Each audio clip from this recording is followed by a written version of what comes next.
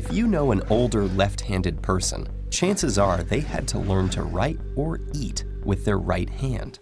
And in many parts of the world, it's still common practice to force children to use their proper hand. Even the word for right also means correct or good, not just in English, but many other languages too. But if being left-handed is so wrong, then why does it happen in the first place? Today, about 1/10 of the world's population are left-handed.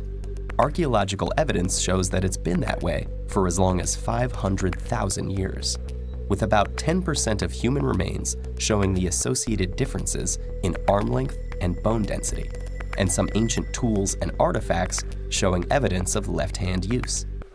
And despite what many may think, handedness is not a choice. It can be predicted even before birth, based on the fetus's position in the womb. So if handedness is inborn, does that mean it's genetic? Well, yes and no. Identical twins who have the same genes can have different dominant hands. In fact, this happens as often as it does with any other sibling pair. But the chances of being right or left-handed are determined by the handedness of your parents in surprisingly consistent ratios.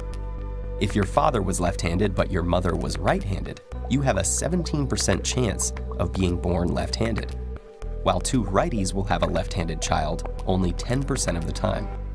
Handedness seems to be determined by a roll of the dice, but the odds are set by your genes. All of this implies there's a reason that evolution has produced this small proportion of lefties and maintained it over the course of millennia. And while there have been several theories attempting to explain why handedness exists in the first place, or why most people are right-handed, a recent mathematical model suggests that the actual ratio reflects a balance between competitive and cooperative pressures on human evolution. The benefits of being left-handed are clearest in activities involving an opponent, like combat or competitive sports. For example, about 50% of top hitters in baseball have been left-handed. Why? Think of it as a surprise advantage. Because lefties are a minority to begin with, both right-handed and left-handed competitors will spend most of their time encountering and practicing against righties.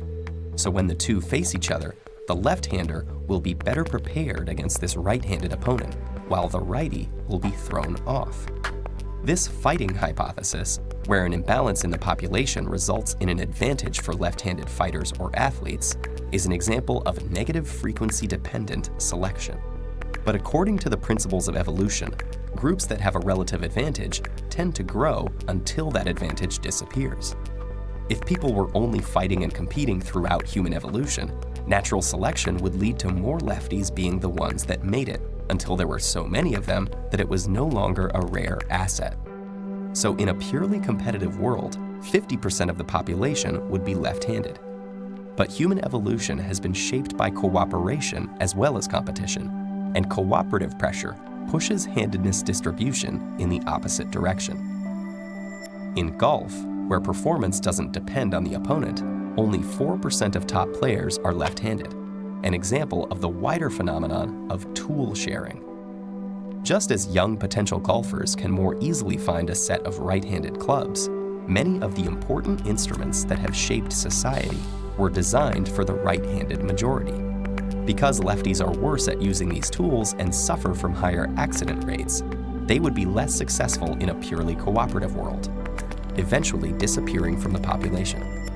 So by correctly predicting the distribution of left-handed people in the general population, as well as matching data from various sports, the model indicates that the persistence of lefties as a small but stable minority reflects an equilibrium that comes from competitive and cooperative effects playing out simultaneously over time.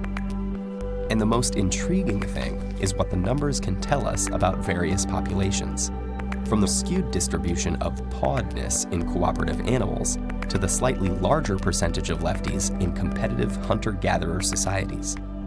We may even find that the answers to some puzzles of early human evolution are already in our hands.